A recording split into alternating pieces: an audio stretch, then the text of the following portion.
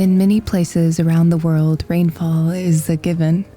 It comes and goes without being much of an event.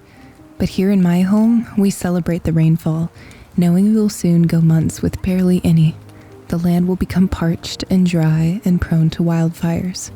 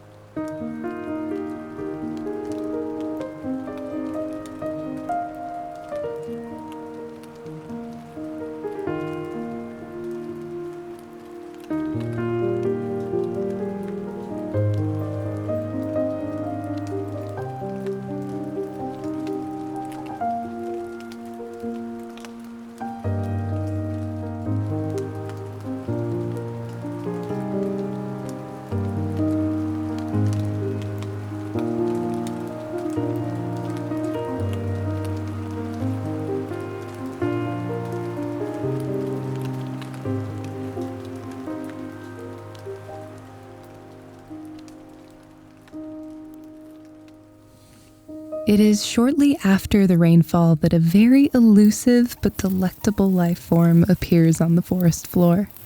They are known as morels and often grow in disturbed areas or ones that have experienced wildfires.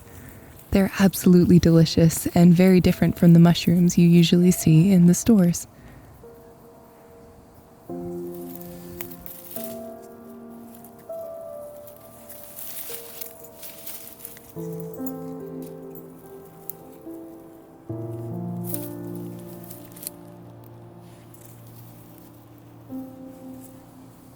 I mentioned this once before. One of my greatest fears is fire.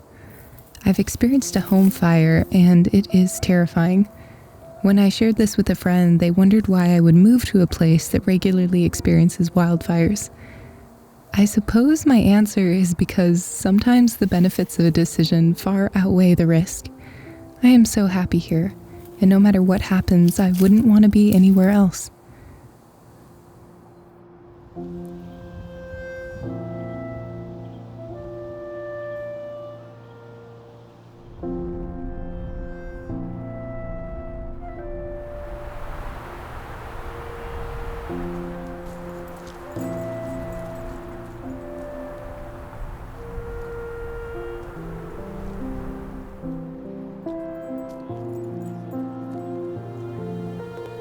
When I was a teenager, I was living in Cuba during Hurricane Sandy.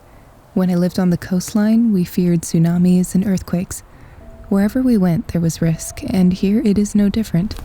As tourist season comes around, I become a little more anxious, knowing that many non-locals either are unaware or not concerned with safety and will light campfires even though they are prohibited. The smoke jumpers are also vigilant, and my town prepares accordingly.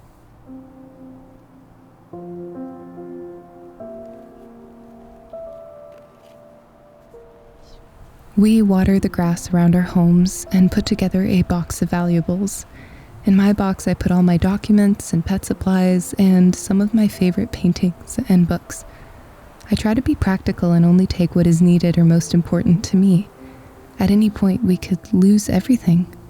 The memory of fires is everywhere in my valley, where miles of dead trees stretch across hillsides. But to dwell on fear and worry won't resolve the problem. Instead, I let those emotions take hold of my heart for a few minutes, hold them there, and respect that this is something that is on my mind.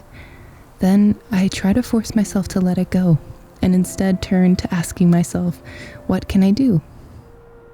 The answer is usually to donate to my local nature conservancy, and as a teacher, we would invite smoke jumpers to visit our classrooms and speak to our children. It is hard for me to remember sometimes, but there are so many proactive things to do instead of worry.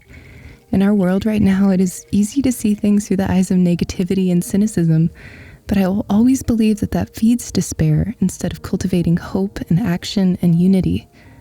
Even as I accept the possibility that the fires may take away what I love, I know that I cannot live fearing what may or may not happen. Instead, I look to nature and see that while I waste time worrying that it may be destroyed, it is thriving and abundant and alive.